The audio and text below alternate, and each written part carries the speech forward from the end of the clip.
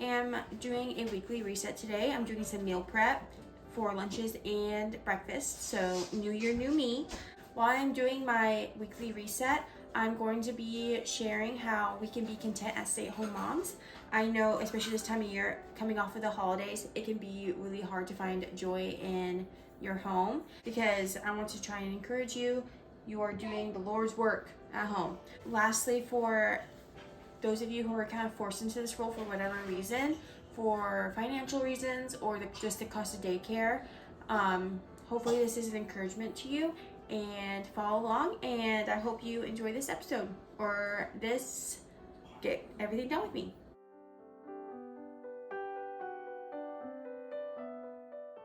If you're overwhelmed, weary, or even frustrated with this season of motherhood, just know you're not alone.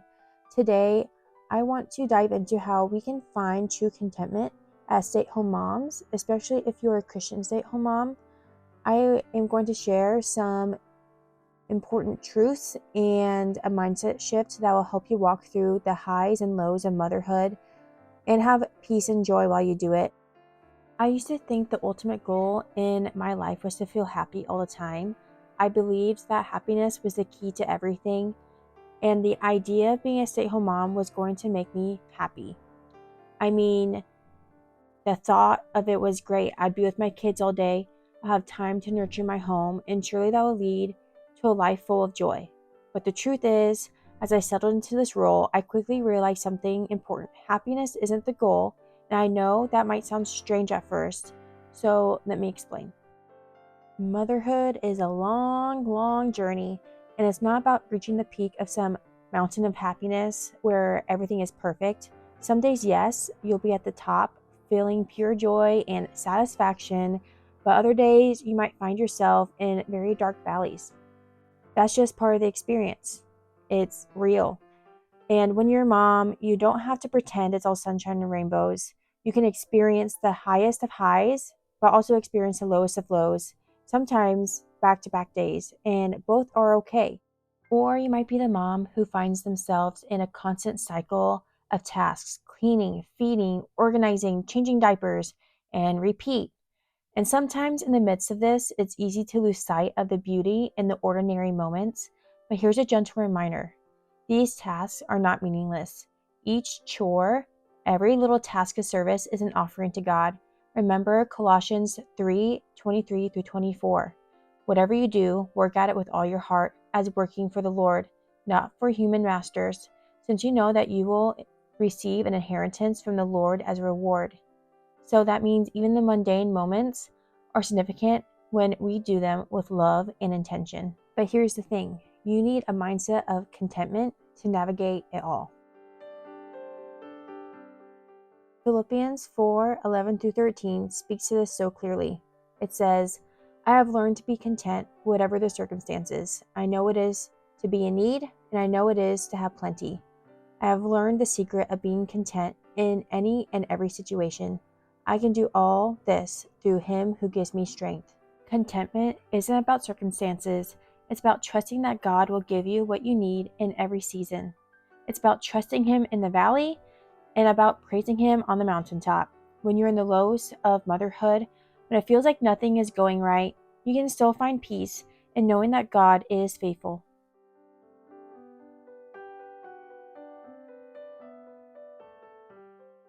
So how do we cultivate contentment in this challenging season?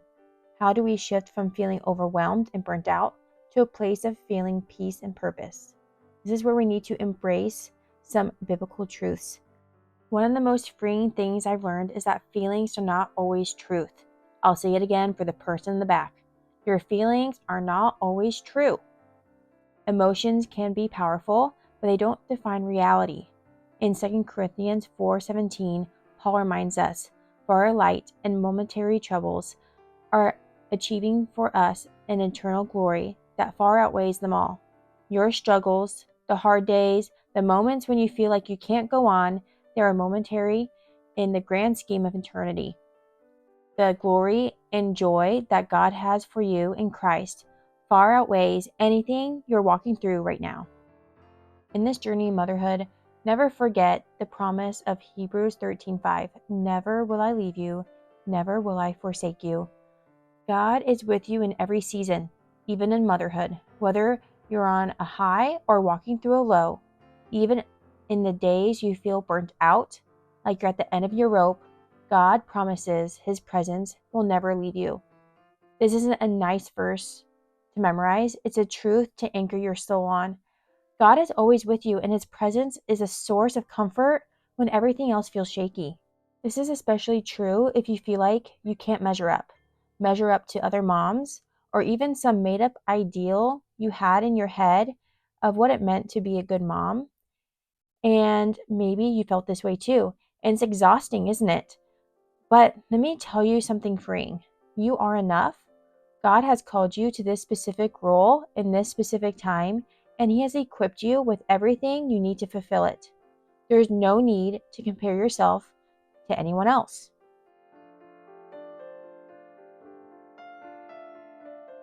Here is another powerful truth that helps me find contentment in rough moments, and it's to remember that God uses all things for good. God is a good and perfect God. Romans 8:28 says, "And we know that in all things God works for the good of those who love Him, who have been called according to His purpose." Even the purpose of messy moments of motherhood, the tantrums, the sleepless nights, the days that we feel like we lost our patience or joy. God is still working in you. He's refining you, growing you, and using these moments for His good and your good too. Trust that His purpose is at work even when you don't see it.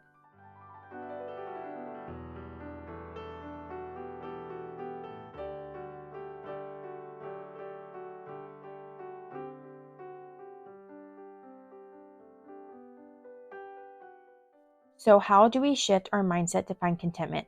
First, we need to face the reality and embrace it that some seasons are hard. And it's okay to admit that. Motherhood is exhausting, it's hard. That's why not everyone does it. It can feel lonely, and yes, it can feel like you're running on empty the majority of the time. But those feelings, they're just feelings. And remember, feelings don't dictate the truth of your life. And those dark valleys, remember, they won't last forever. Psalms 35 reminds us, weeping may stay for the night, but rejoicing comes in the morning.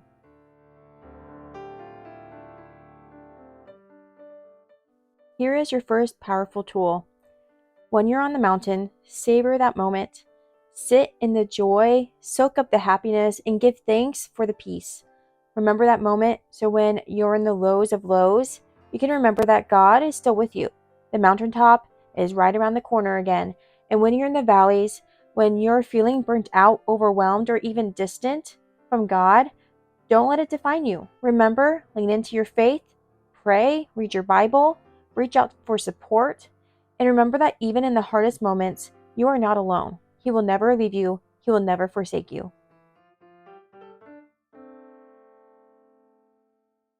Here's another tool: lean into community. Try and find other moms who understand what you're going through. I know it's not easy. I struggle with this too. We were never meant to walk this road alone. In your low valleys, in those moments where you're having a hard time, having someone to talk to can make a world of a difference, especially if they share the same faith background as you to encourage you. Community is such a beautiful gift from God that so many take for granted, and so many also don't use to its fullest potential. Sometimes we need a little reminder that we are not alone in this journey. So often we think we have to do it all alone, have it all together, but sharing our struggles with other moms can be so healing and also encouraging to another mom. Whether it's a quick phone call or a coffee date, if you're able to, reaching out for support can make a load feel a little lighter. It's okay to ask for help.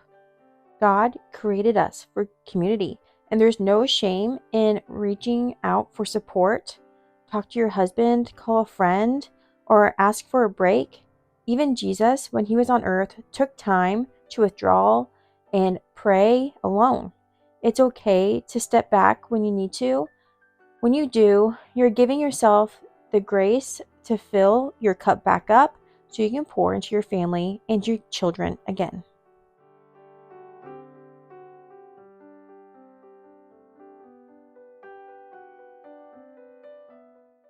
I know I'm throwing so much information at you right now, but when I was thinking about this topic, I struggle with contentment quite a bit. So I just want to give you all the tools that I have researched and learned over the last few months because I've struggled since my youngest has been born with contentment, with my energy, with my exhaustion. So I hope this is encouraging for you. Remember that contentment often grows in small moments. It's in the quiet times of rocking a sleepy baby, reading a Bible story together, or simply laughing with your children. These are the moments that shape your heart and remind you that you are doing what matters most. You're investing in your family, in your home, the eternal legacy God has called you to. It's in the simple moments that contentment can grow. Yes, the tasks of motherhood are endless and daunting, but take time to stop and truly enjoy your children while they're young. Play with them, get down on the floor and engage with their world. Watch the joy in their eyes when they discover something new or laugh at their silly jokes. As you do, God will remind you that this season is precious. Even though it's hard, these moments are fleeting. And speaking of fleeting, don't forget there's also beauty in routine. There's something just great about a rhythm of everyday life. The routine doesn't have to be perfect or even Pinterest worthy. It doesn't matter if your home is messy or the meals aren't gourmet. If you have been following along, this is totally me. What matters is that you're creating a stable, loving environment to your family to grow in. Don't feel the need to create some picture perfect home, just a home filled with love, laughter, and the presence of God. This year, I am striving to create a peaceful, loving, joyful home for me and my family. I'm trying to do this by creating some sense of order, decluttering, organizing, because the state of our physical environment can greatly impact our mental and emotional well being. Proverbs 31:27 says, "She watches over the affairs of her household and does not eat the bread of idleness." God has called you to be a caretaker of your home, and when you create a space that is organized and welcoming, you're creating a sanctuary for your family. And that hits home for me. I have not been a good keeper of my household, and I do eat the bread of idleness, as the Bible will say. I am trying to kick those habits now. So when my kids are older, they're learning good work ethic and good skills and healthy habits.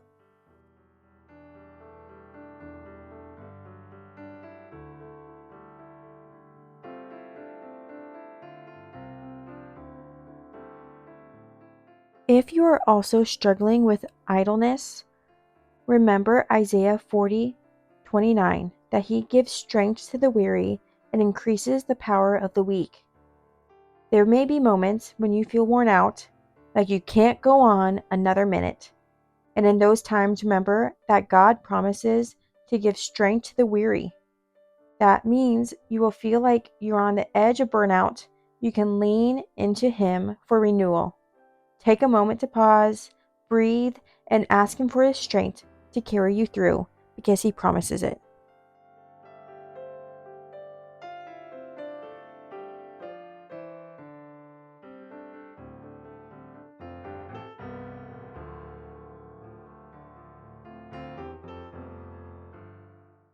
And finally, remember God's plans for your life are far greater than what we can ever imagine. As you look at your family, your home, and your daily life, trust that God is weaving a beautiful story. Sometimes the work may feel hard, but it's all part of His plan.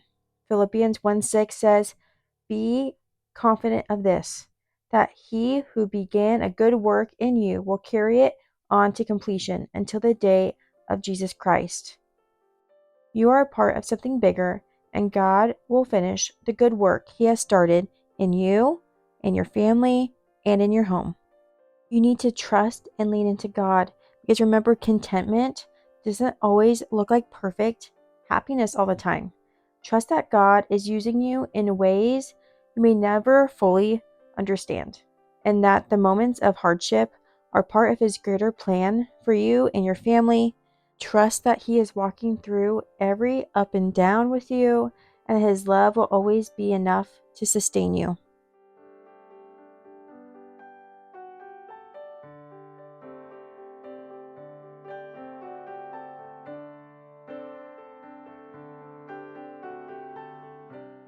As I finish up this video, because I know I threw so much information at you, I just tend to do that, just talk and talk and talk.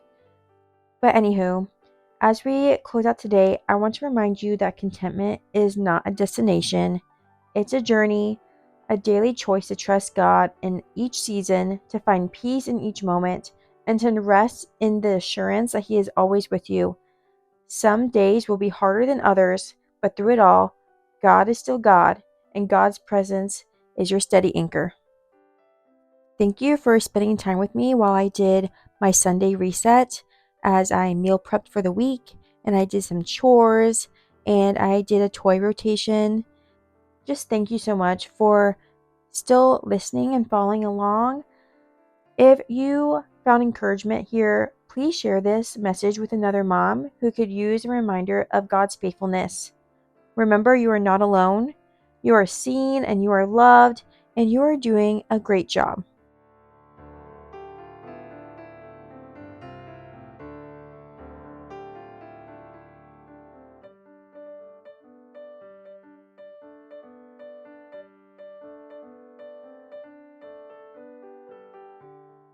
If you are brave enough, please comment, are you on a mountaintop right now? And tell me why. Or are you in a valley of just sorrow or just tiredness?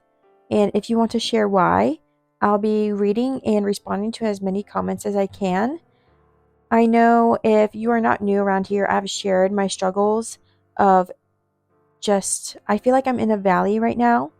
And researching this topic has really helped me gain new perspective. So hopefully this is a great encouragement to you to continue the Lord's work, even though it is so hard.